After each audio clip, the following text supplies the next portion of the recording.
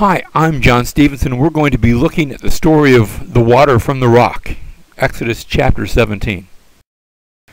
In our story so far, we've seen the people of Israel leaving Egypt and going down toward the Sinai. We read that then all the congregation of the sons of Israel journeyed by stages from the wilderness of sin, that's not sinfulness, that's short for Sinai, according to the command of the Lord, and camped at Rephidim. And there was no water for the people to drink. Now that's a serious thing, because when you're in the desert, water is everything. Therefore the people quarreled with Moses and said, "Give us water that we may drink." And Moses said to them, "Why do you quarrel with me? Why do you test the Lord?" You see, their quarrel wasn't just with Moses, it was with God who had led them to this dry place. But the people thirsted there for water, and they grumbled against Moses and said, "Why now have you brought us up from Egypt to kill us and our children and our livestock with thirst?" So Moses cried out to the Lord, saying, "What shall I do to this people? A little more, and they will stone me." You see, they were really angry at God, but God's not gettable. You can't get at God. And so Moses himself is in danger of being put to death. Then the Lord said to Moses, "Pass before the people, and take with you some of the elders of Israel, and take in your hand your staff with which you struck the Nile." Remember, he struck the Nile so much so that the Nile bled. Remember how the Nile turned to blood? And so take that staff, that weapon of, that has been signified as the weapon of warfare, and go. "Behold, I will stand before you there on the rock at Horeb."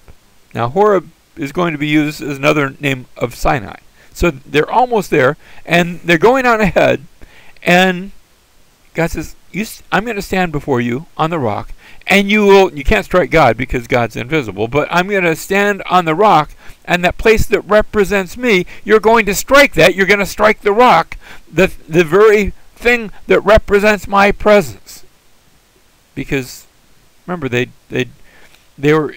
getting ready to want to stone Moses, but really they want to stone God, but he's unstonable. And so he's going to stand on the rock, he's going to make his presence known on the rock, and they're going to strike the place where he is. And water will come out of it, that the people may drink. And Moses did so in the sight of the elders of Israel. Now notice what's happening. He struck the rock, he struck that which represents God, and water came forth. And that's what the cross is all about.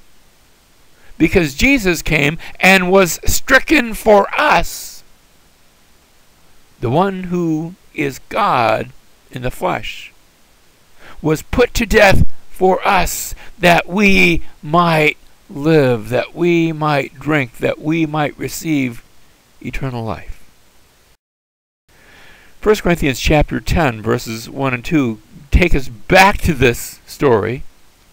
As Paul says, "For I do not want you to be unaware, brethren, that our fathers were all under the cloud, and all passed through the sea, and all were baptized into Moses in the cloud and in the sea, and all ate the same spiritual food, and all drank the same spiritual drink, for they were drinking from a spiritual rock which followed them, and the rock was Christ." Paul says that was a picture of Jesus. It was a picture of what he did when he came and died in our place and was stricken so that we might trust in him and therefore have eternal life, that we might receive life through his death. We go on to read in Exodus, verse 7, "He named the place Massah and Meribah because of the quarrel of the sons of Israel, and because they tested the Lord, saying, 'Is the Lord among us or not?' And the answer is yes, the Lord is among us. He has come, and he has sent his Son to tabernacle with us, so that we might believe in him, and that believing we might have life through his name. Behold, I will stand before you there on the rock at Horeb, and you will strike the rock." He was stricken for us. Now there's going to come a later time in the book of Numbers where, again, they're going to be thirsty. And again, there's going to be a rock there, and God's going to say, don't strike the rock, speak to the rock. Because the rock only needed to be struck one time. Jesus only needed to die for us one time. It was a once and for all death. And because of that once and for all death, now we live forever. Isaiah chapter 53, verse 4 says, surely our griefs he himself bore, and our sorrows he carried, yet we ourselves esteemed him stricken, smitten of God, and afflicted. Because he was smitten, he was stricken for us. He was pierced through for our transgressions. He was crushed for our iniquities. The chastening of our well-being fell upon him, and by his scourging we are healed. It's a picture, it's a prophecy of what Christ would do for us. Now, we've just faced that, yes, there was thirst, but there was that internal enemy where they were seeking to be against God, and God comes through and saves them. As we go to the next verse, we find an external enemy coming against them. It's going to be the Amalekites.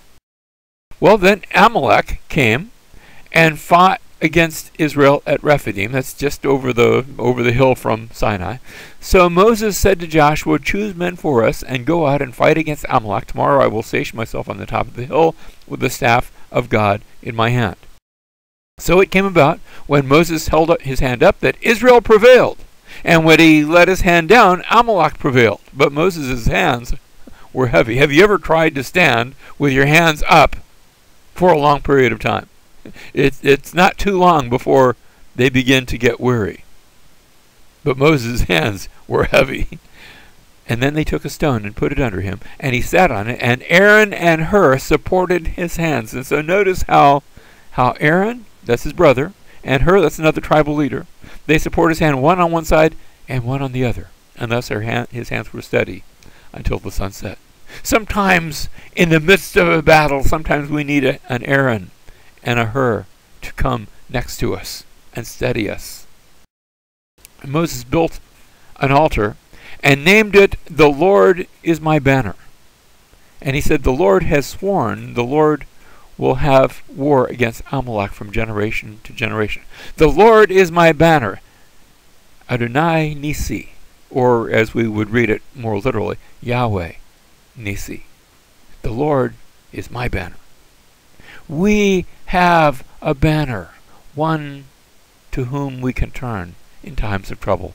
Because he has provided for us, because of the way he was stricken for our iniquities, now we have a reminder, a banner, one who fights for us. We read in Isaiah chapter 11, verse 10, in that day the nations will resort to the root of Jesse, who will stand as a, there's that same word, nis, as a signal for the peoples, and his resting place will be glorious.